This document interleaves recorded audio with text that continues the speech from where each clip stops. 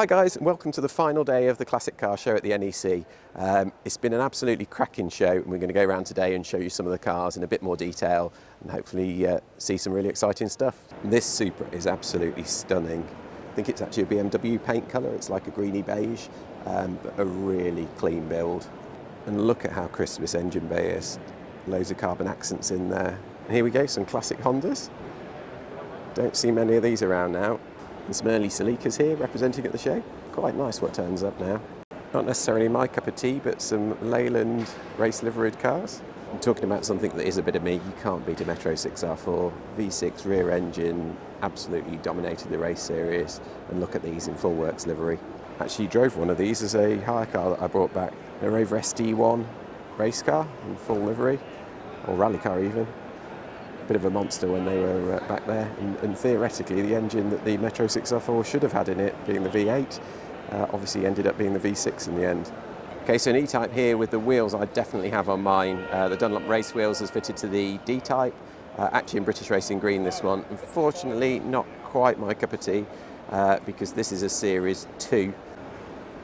Some lovely old 750 Motor Club classic racers.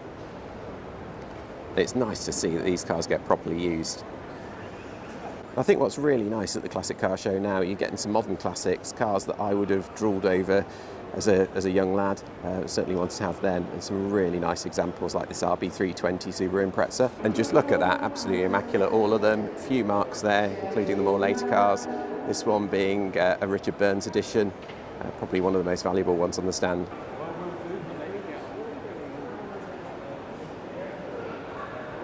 And who'd have thought Montegos would have ended up at the Classic Car Show? But actually, why not? So let's just take a close look at this one, really how Land Rovers should be. Obviously all the serious stuff done, you look at the chassis and suspension on it, it's all beautiful and crisp and new, but the wings and panels just bolted on, left with all the patina and use that they've had over the year. Even the wheels have had the rust lacquered in and encapsulated, but looking just like a Land Rover should look. You can't knock any club for the effort they put in. These Metros, my wife was actually really keen on these, and absolutely lovely. Spotless in every way, and probably actually worth a reasonable amount of money now. My guess somewhere around the sort of 10 grand mark, but really nicely finished. So here we are at the Pride of Ownership. There's some really nice cars here. I think, as I put in my previous video, Nathan Mangat's Lotus Esprit, ex-Racing Puma owner, really nice car, had that fully restored in its first proper outing at a show. But some absolute crackers on here, and we'll show you a few more as we walk around. Now, I used to have a 16-valve Clio back in the day, and it was awesomely quick compared to my friend's cars. But this was the ultimate with the dimmer body kit, wide-bodied, custom wheels on it, really sort of max power. It's all about the detail. Towed security systems as I had in my car at the time.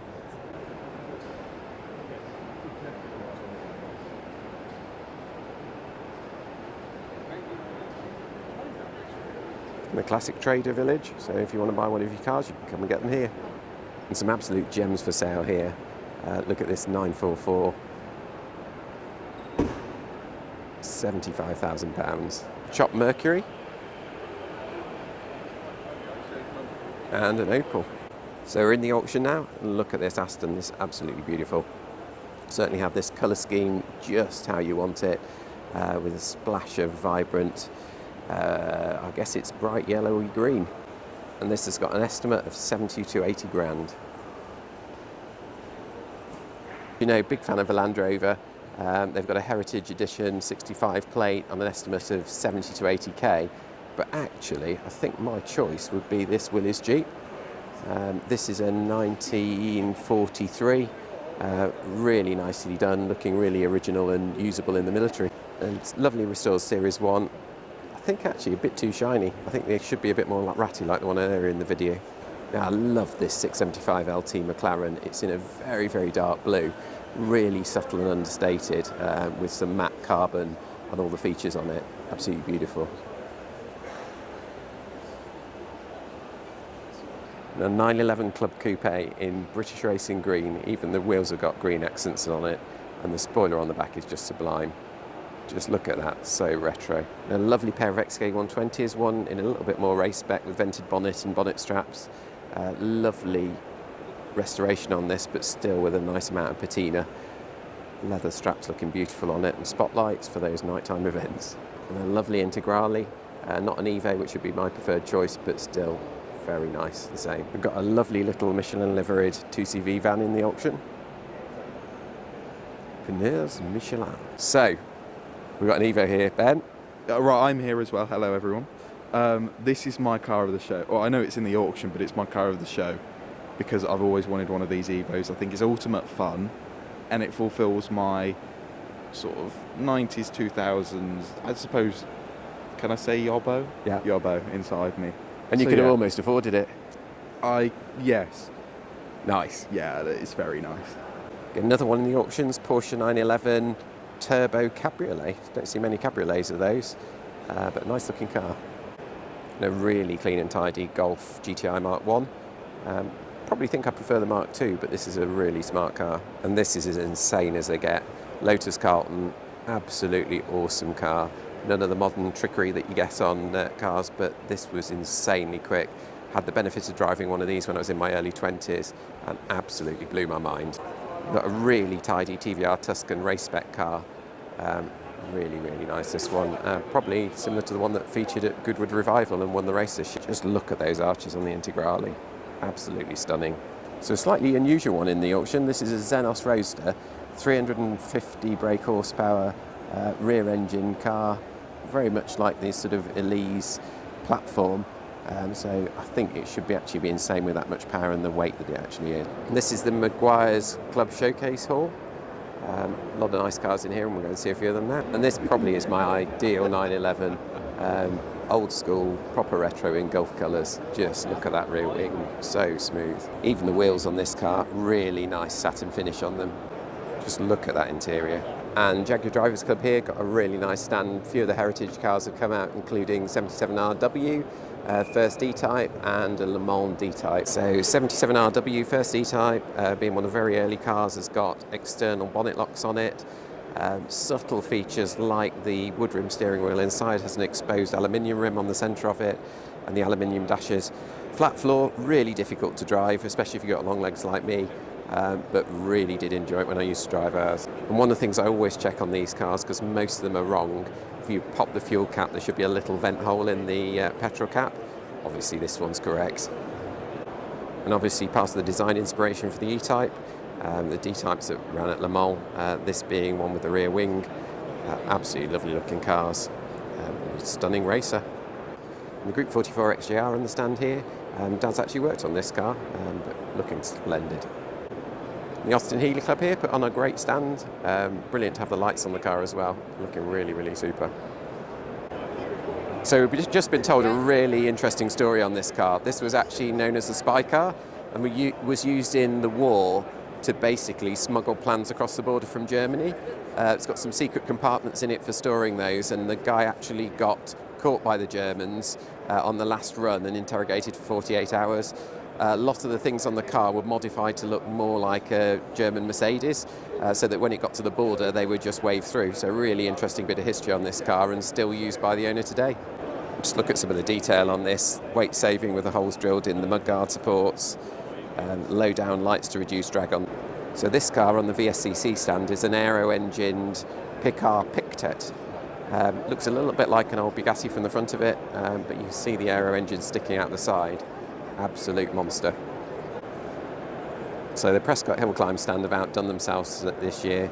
Absolutely crammed with Type 35 Bugattis. Some restored, some still in lovely original patina. This one here, a chassis in the 4000 range, in the traditional Bugatti blue. Some of the others being the much darker, sort of older colour blue that the Bugattis have, but all absolutely lovely. And even the engine in these is an absolute work of art, out of billet aluminium. Stunning. And the Alfa Romeo Owners Club got a really good display here. Beautiful Alfaholics car on the corner. Certainly would love to have a go in one of those. And Jaguar Enthusiast Club have got XJR 15, the unregistered supercar. Lovely BMW 2002 here.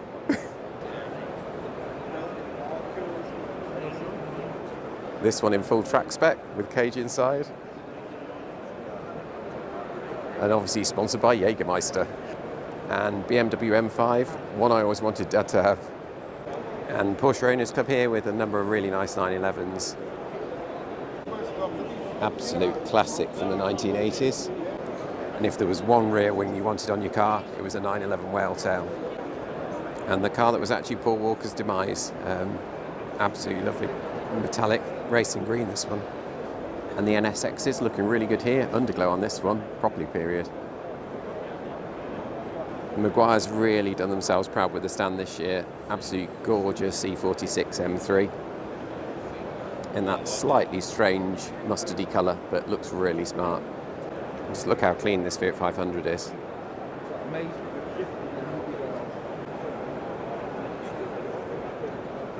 And Brooklands have brought along this lovely Delage race car.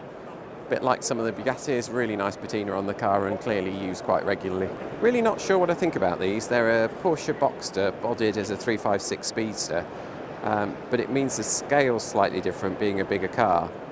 Look kind of old school, but quite expensive. I think I'd probably rather actually just have a Boxster again. So here we've got Ivan Dutton's Peugeot with a Hall Scott engine in, famous for shed racing, his YouTube channel. Amazing aero engine car, an absolutely brilliant piece of engineering. If you get a chance, go and watch Ivan on shed racing because it's a great watch. And he's a technical wizard. He is a technical wizard. So looking in the car here,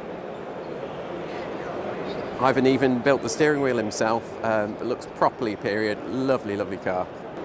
And you can see the engine shoehorned into that engine bay, but absolutely glorious. And we're here on the Volvo stand. The old Saint car, but this one really, really nice restoration. Showing you in the engine bay.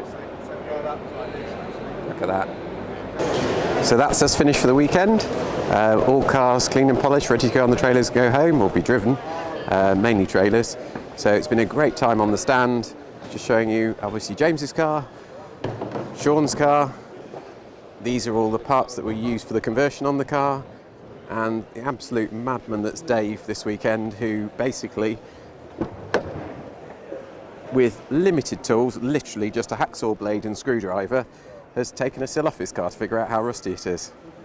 Ladies and gentlemen, your attention please. Lancaster Insurance Classic Motor Show is now closed.